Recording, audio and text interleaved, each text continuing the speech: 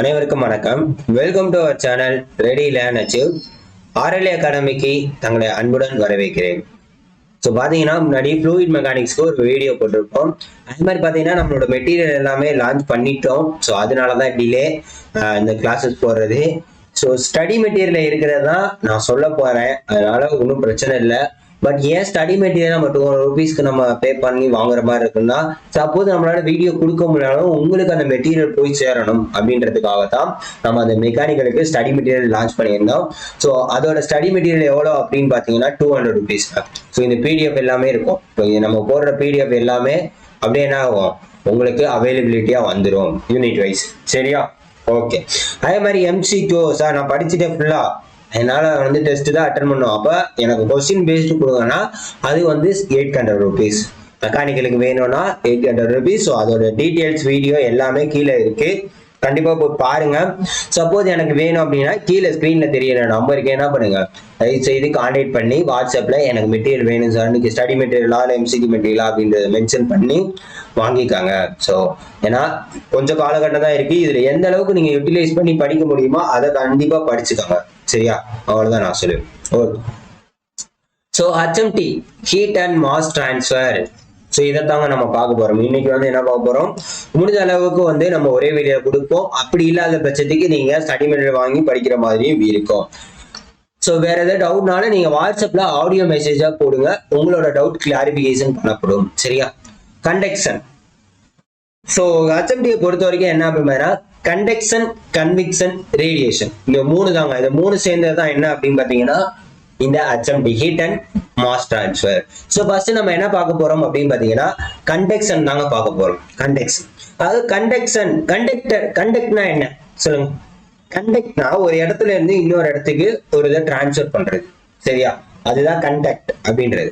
So electricity conduction ஆகுது அப்படின்னு சொல்லுவாங்க, ஃப்ளோ ஆகுது இல்லை கண்டக்ஷன், அதுதான். So conduction is the transfer heat from, அதாவது ஹீட்டை ஒன் பார்ட் ஆஃப் சப்ஸ்டன்ஸ், ஒரு பொருள்ல இருக்கக்கூடிய ஹீட்டை இன்னொரு பார்ட் ஆஃப் ஹீட்டுக்கு என்னது, அதாவது என்ன சொல்லியிருக்காங்க பாருங்க, conduction is the heat transfer from one part of substances to another part of same substance. இப்போ ஒரு டீ கப் இருக்குன்னு வச்சுக்கோங்க, ஒரு அலுமினியம் இதோ இல்ல இதுல ஏதோ இருக்குன்னு, இதுல கொதிக்கிற தண்ணி இருக்கு, இங்க இருக்கிறவங்க நார்மல். இப்போ இதுல இருந்து இதுக்கு ஹீட் ஆகும், ஆனா சேம் சப்ஸ்டன்ஸா இருக்கணும் அப்படின்றத சொல்லிருக்காங்க. வேற வேற பொருளா இருக்கக்கூடாது, ஒரே பொருளா இருக்கணும் அப்படின்றத சொல்லியிருக்காங்க. One substance to another in physical contact. So அப்ப இது ரெண்டுக்கும் ஹீட் டிரான்ஸ்ஃபர் ஆகணும்னா அதுக்கு என்ன இருக்கணும், ஒரு பிசிக்கல் கான்டாக்ட் இருக்கணும் அப்படின்றத சொல்லியிருக்காங்க. அதே மாதிரி இது அந்த சப்ஸ்டன்ஸ் இடம்பெறுமா அப்படின்னு கேட்டீங்கன்னா கிடையாது. அதான் without appreciable displacement of molecules forming the substances. சரிங்களா?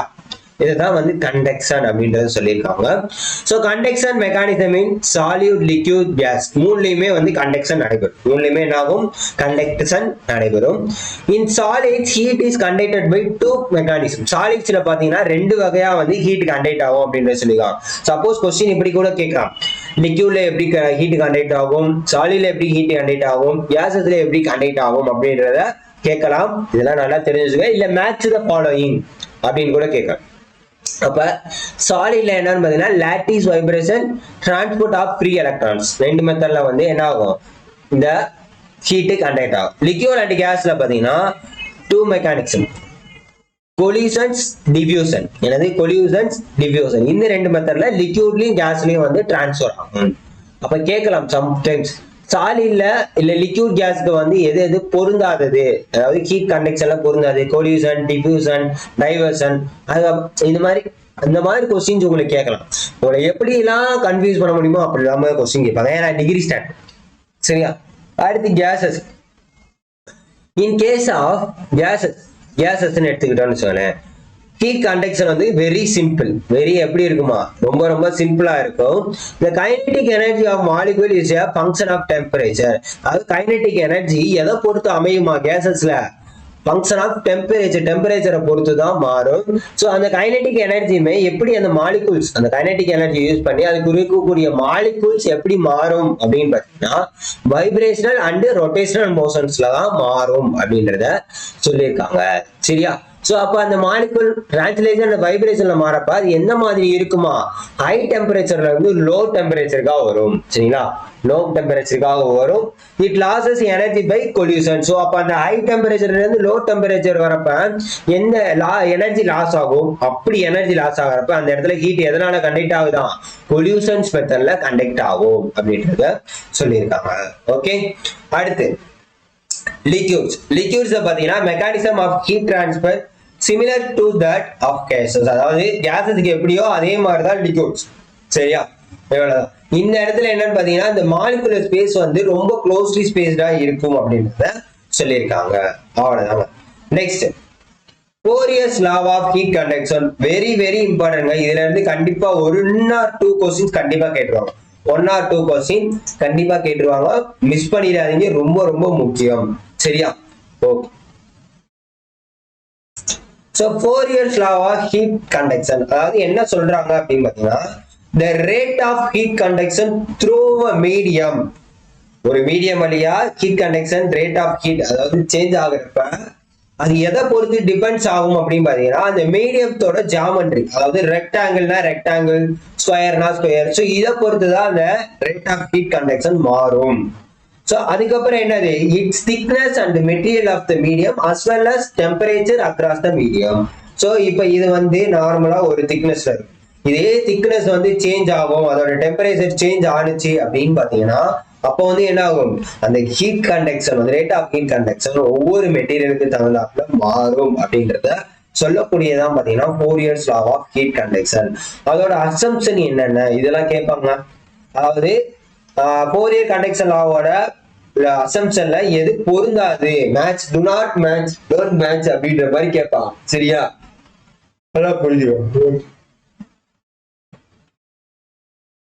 தண்ணி மட்டும்.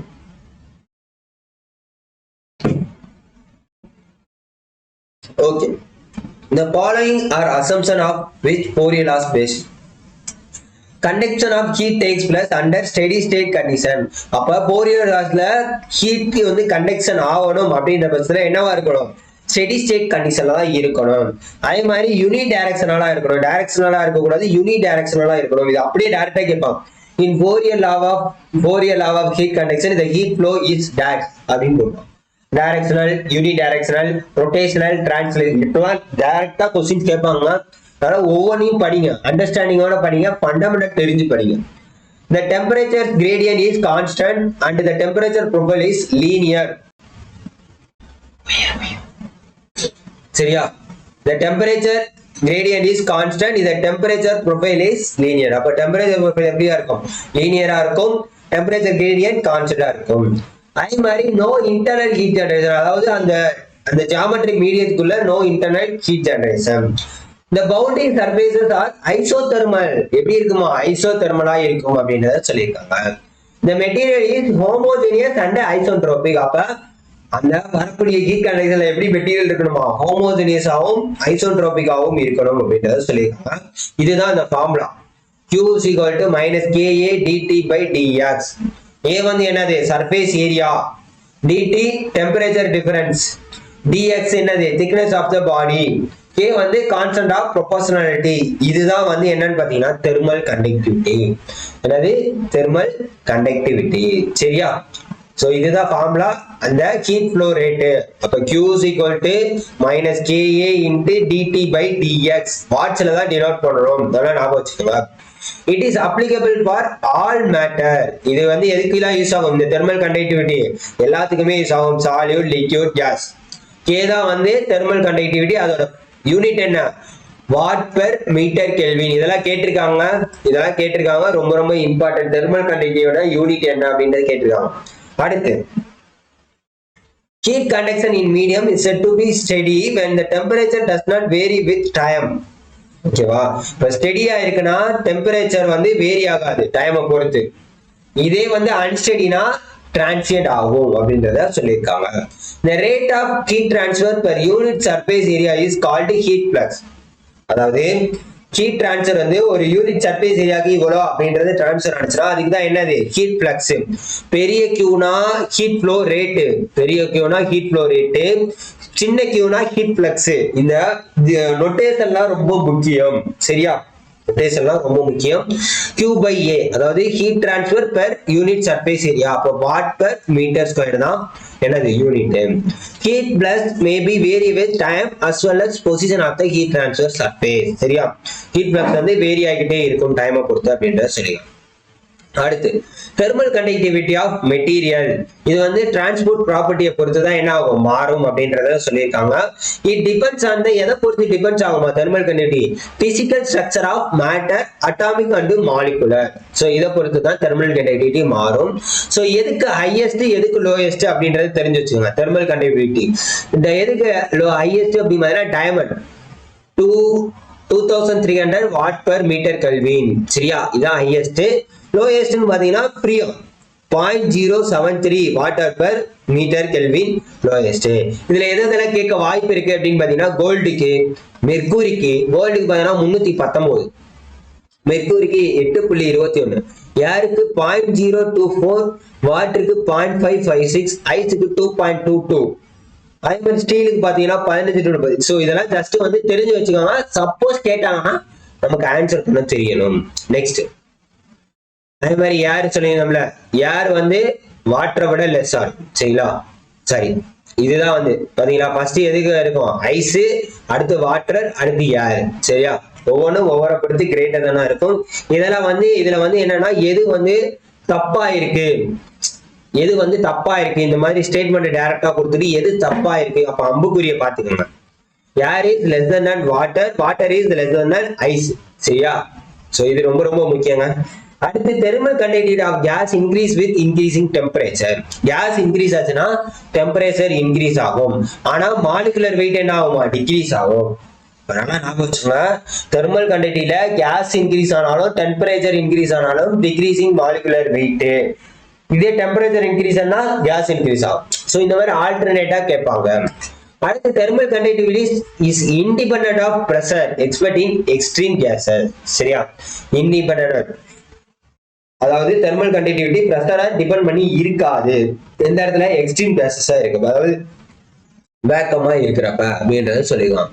Thermal conductivity of liquid can decrease with temperature expect water and glycerine. Liquid thermal conductivity லிக்யூட்ல என்ன ஆகுமா, டிக்ரீஸ் ஆகுமா வித் டெம்பரேச்சர் எக்ஸ்பிரஸ் ஒன்லி எது எதுக்கு, வாட்டருக்கும் கிளிசரின் அப்படின்றத சொல்லியிருக்காங்க. Thermal conductivity of metal decreases with increase in temperature. Metal decrease ஆச்சுன்னா temperature increase ஆகும். அது எதை தாண்டி, மெர்க்குரி, அலுமினியம், யுரேனியத்தை தவிர மற்றது தவிர மெட்டல் டிக்ரீஸ் ஆச்சுன்னா இன்க்ரீஸ் இன் டெம்பரேச்சரா இருக்கும். சப்போஸ் கேட்பாங்க தெர்மல் கண்டக்டிவிட்டி ஆஃப் மெர்க்குரி இது மெட்டல் டிக்ரீசஸ் டேஷ் டெம்பரேச்சர் அப்படின்னு கேட்டாங்கன்னா நோ. சரியா, ஏன்னா எக்ஸ்பெக்ட் தான் கொடுத்துருக்காங்க.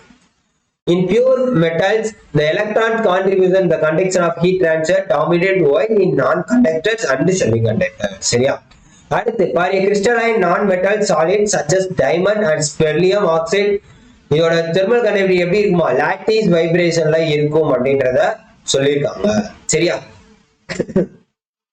Okay. The thermal conductivity of substance is highest in solid phase and lowest in the gas phase. சாலிட்ல வந்து ஹையஸ்டா இருக்கும் thermal conductivity. பார்த்தோம்ல டைமண்ட், இது லோயஸ்ட்னா கேஸ் பிளஸ் ஃப்ரீயான் கேஸ், அதான் லோயஸ்ட். அவ்வளவுதான், புரிஞ்சு போச்சு. Thermal conductivity of pure metal is greater than that of its alloy. அதாவது pure மெட்டலா இருக்கப்ப அலாயை விட என்ன இருக்கும், கிரேட்டர் தானா இருக்கும் thermal conductivity அப்படின்றத சொல்லியிருக்காங்க. Crystalline material is more than that of amorphous material. சரியா, ஓகே. அடுத்து தெர்மல் ரெசிஸ்டன்ஸ். தெர்மல் ரெசிஸ்டன்ஸ் அப்படின்னு பாத்தீங்கன்னா 4A ஈக்குவேஷனை பொறுத்த வரைக்கும் ஹீட் ஃப்ளோ ரேட் எப்படி, டெம்பரேச்சர் கிரேடியன்ட் வருமா, heat flow rate dt by dx by ka, இதான் வந்து டெம்பரேச்சர் டிஃபரன்ஸ். Q இதோட என்னது, வாட் பர் மீட்டர் கெல்வின் தான் யூனிட். ஹீட் ஃப்ளக்ஸுக்கு வாட் பர் மீட்டர் ஸ்கொயர். இது ரெண்டு யூனிட்டும் முக்கியமானது, கண்டிப்பா அதெல்லாம் ஞாபகம் வச்சுக்கணும். சரியா, ஃபார்முலாவும் முக்கியம். The reciprocal of thermal resistance is called thermal conductance. So இத கூட டைரக்டா கேட்டிருக்காங்க, பழைய क्वेश्चंस எல்லாம் பாத்தீங்கன்னா கேட்டிருக்காங்க. The reciprocal of thermal resistance is called thermal conductance. It should be noted that roots of combining electrical resistance. ஓகேவா, அடுத்து thermal diffusivity. In heat transfer analysis, the ratio of thermal conductivity to the heat capacity. அப்ப heat transfer thermal டிஃபியூசிவிட்டி அப்படின்னு பாத்தீங்கன்னா the ratio between heat conducted and heat capacity, it's called தான் என்னது, thermal டிஃபியூசிவிட்டி. இதான் வந்து என்னது எப்படி டினோட் பண்ணுவாங்கன்னா ஆல்பா டினோட் பண்ணுவாங்க. அப்ப என்னது K per rho Cp, K per rho Cp அதாவது மீட்டர் ஸ்கொயர் per செகண்ட். இதான் வந்து அதோட யூனிட். சரியா? It measures the ability of material to conduct thermal energy relative to its ability to store thermal energy. ஓகேவா? எவ்வளவு தூரம் conduct பண்ணுது, எவ்வளவு தூரம் வந்து எனர்ஜியை ஸ்டோர் பண்ணுது அப்படின்றத இருக்காங்க இந்த தெர்மல் டிஃபிசிவிட்டி. Okay okay. அடுத்து heat conduction equation for constant thermal conductivity. இதெல்லாம் வந்து ஃபோரியர் பயாட் ஈக்குவேஷன். ஸோ இது வந்து நல்லா ஞாபகம் வச்சுக்கோங்க. இதெல்லாம் வந்து டேரக்டா கேட்பாங்க. இது வந்து ஞாபகம் வச்சுறது கொஞ்சம் கஷ்டம் தான், இருந்தாலும் தெரிஞ்சு வச்சுக்கோங்க. இங்க X squared, Y squared, Z squared, அதே மாதிரி QG K rho C into dou T by dou tau is equal to 1 by alpha into dou T by dou small t. Special கேசஸ்னா ஒரு மாதிரி வரும். சரிங்களா? இப்போ அன்ஸ்டெடினா இப்படி இருக்கும். சரியா? அன்ஸ்டெடினா இப்படி இருக்கும். அதே மாதிரி டிஃபியூஷன் ஈக்குவேஷன்னா இப்படி இருக்கும். ஸோ இதெல்லாம் வந்து தனித்தனியா ஒரு ஈக்குவேஷனா கேட்கறதுக்குன்னா பாசிபிலிட்டிஸ் இருக்கு. நல்லா ஞாபகம் வச்சுக்கோங்க. ஸ்டெடி ஸ்டேட்னா 0. ஓகேவா? பாய்சான்ஸ் ஈக்குவேஷன் அதனால del square by t Q dot G divided by K அப்படின்றது ஞாபகம் வச்சுக்கோங்க. ஸோ இதெல்லாம் வந்து என்னது, இதெல்லாம் வந்து ஒவ்வொரு கேசஸ். சப்போஸ் லாப்லாஸ் ஈக்குவேஷனா del square t is equal to 0, del square t is equal to 0. இதை ஃபுல்லா என்னவா கன்சிடர் பண்ணிக்காங்க அப்படின்னு பார்த்தீங்கன்னா del square கன்வெர்ட் பண்ணிருக்காங்க. del square கன்வெர்ட் பண்ணி இந்த t தனியா போட்டிருக்காங்க. அவ்வளவுதான், வேற ஒண்ணும் இல்லை. ஸோ அப்ப இந்த ஃபார்முலான்னு வரப்ப இதை வந்து என்ன பண்ணிருப்பாங்க, del square t plus Q dot G divided by K அப்படின்றத மென்ஷன் பண்ணிக்குவாங்க. இப்படி கூட கேட்கலாம், நல்லா ஞாபகம் வச்சுக்கோங்க. சோ அடுத்து heat conduction through a plane wall. இந்த மாதிரி அசம்ப்ஷன் தான் நிறைய கேட்பாங்க. பிளேன் வாலா இருக்கப்ப இந்த contact between adjacent layer is பெர்ஃபெக்ட்டா இருக்கும். No fall of temperature fall ஆகாது. இதே பிளேன் வாலா இருக்கிறப்ப டெம்பரேச்சர் கண்டினியூஸா இருக்கும். அதே மாதிரி டெம்பரேச்சர் கிரேடியன்ட் வந்து டிஸ்கண்டினியூட்டில இருக்கும் அப்படின்றத சொல்லியிருக்காங்க. அடுத்து யூனிஃபார்ம் தெர்மல் கண்டினியூட்டி. இதோட ஃபார்முலா என்னன்னு பாத்துக்கோங்க. சரியா? minus K into T2 minus T1 divided by L is equal to T1 minus T2. Variable thermal கண்டக்டிவிட்டினா இதான். சரியா? ஓகே. அடுத்து heat conduction through a composite wall. Composite வால்னா எப்படி இருக்கும் அப்படின்றத சொல்லிருக்காங்க. ஓகே, இதான் formula. Q dot is equal to T1 minus T1. காம்போசிட்னா எல்லாமே கம்பைனா இருக்குது. அதுனா T1 minus T2 தான் வரும். சரியா? Okay. Thermal contact resistance. Thermal contact resistance என்னன்னு கண்டிப்பா தெரியுங்க. தெர்மல் கான்டாக்ட் ரெசிஸ்டன்ஸ்னா கண்டிப்பா என்னன்னு தெரியணும். So thermal contact resistance develops when two conducting surfaces do not fit tightly together and a thin layer fluid is trapped between them. சரிங்களா? அதாவது ரெண்டு இது வந்து டைட்டா டுகெதர் ஆயிருக்காது அப்படின்றத சொல்லியிருக்காங்க. இந்த பிரஷர் தான் என்ன ஆகுமா, holding two surfaces in contact. அதாவது ரெசிஸ்டன்ட் பிரைமரியில இருக்கக்கூடிய ஃபங்க்ஷன் தான் இந்த ரஃப்னஸா இருக்கக்கூடிய சர்ஃபேஸை பிரஷர் மூலியமா ஹோல்ட் பண்ணுது, interface fluid and the interface temperature மூலியமாக. அதே மாதிரி இந்த direct contact between solid surface எப்படி இந்த கொடுத்துருக்காங்க பாருங்க, இதான் டைரக்ட் கான்டாக்ட் சர்ஃபேஸ். சரியா? ஓகே, அந்த ஃபார்முலா என்ன, R contact temperature drop at interface Q dot divided by A. அப்ப இது Tc1 minus Tc2. Overall heat transfer coefficient எப்படி இருக்குமா, temperature of the hot fluid, temperature of the cold fluid. சரியா? Okay. Heat conduction through a hollow cylinder. Hollow சிலிண்டர்னா எப்படி இருக்குமா, Q dot is equal to T1 minus T2 ln R2 by R1 is equal to 2 pi KL அப்படின்றதா இருக்கும். இதே resistance offered by a cylinder. Cylinder எப்படி இருக்கும், இதான் formula. மேல பார்த்தோம்ல, இதான் ஃபார்முலா. இந்த டெம்பரேச்சர் டிஸ்ட்ரிபியூஷன் எப்படி இருக்குமா, லாகர்தமிக்கா இருக்கும் அப்படின்றத சொல்லியிருக்காங்க. Okay. Heat conduction through a composite cylinder. Composite சிலிண்டர்னா ஃபார்முலா என்னன்னு பாத்தீங்கன்னா இதான் ஃபார்முலா. இவ்வளவு பெருசான ஃபார்முலா மேக்ஸிமம் கேட்க மாட்டாங்க, இதெல்லாம் ஜஸ்ட் தெரிஞ்சு வச்சுக்கோங்க, அவ்வளவுதான். அடுத்து critical thick insulation. Critical radius of defined as the radius of the which heat transfer rate is மேக்ஸிமமா இருக்கும் அப்படின்றத சொல்லியிருக்காங்க. ஸோ இந்த ஸ்டடி மெட்டீரியல்லாம் உங்களுக்கு வேணும்னா என்ன பண்ணுங்க, நம்மளோட வாட்ஸ்அப் நம்பருக்கு கால் பண்ணுங்க, கீழே தெரியுற நம்பருக்கு. ஸோ இதை பத்தின வீடியோஸ் ஆல்ரெடி போட்டிருக்கோம், அதோட லிங்க்கும் கீழே டிஸ்கிரிப்ஷன்ல இருக்கு, மறக்காம பாருங்க. தயவு செய்து சேனலை சப்ஸ்கிரைப் பண்ணிக்கோங்க. ஓகேவா? ஓகே. ஸோ இது வரைக்கும் நம்ம என்ன பண்ணியிருக்கோம், ஸோ இது வரைக்கும் நம்ம பார்த்துருக்கோம். ஸோ ஸ்டடி மெட்டீரியல் வேணும்னா பாருங்க. ஸோ இதே மாதிரி தொடர்ந்து அடுத்தடுத்து உங்களுக்கு வீடியோ வரும். இந்த ஃப்ளோர் மெக்கானிக்ஸ்ல பெண்டிங் இருக்கு. ஸோ தொடர்ந்து உங்களுக்கு வீடியோ வந்துட்டே இருக்கும். மறக்காம நம்ம சேனலை சப்ஸ்கிரைப் பண்ணி உங்களோட ஃப்ரெண்ட்ஸுக்கு ஷேர் பண்ணுங்க. ஆல் டிபார்ட்மெண்ட் மெட்டீரியல்ஸுமே அவைலபிளா இருக்கு. தயவு செய்து சேனலை சப்ஸ்கிரைப் பண்ணி உங்களோட ஃப்ரெண்ட்ஸுக்கு ஷேர் பண்ணி விடுங்க. நன்றி, வணக்கம்.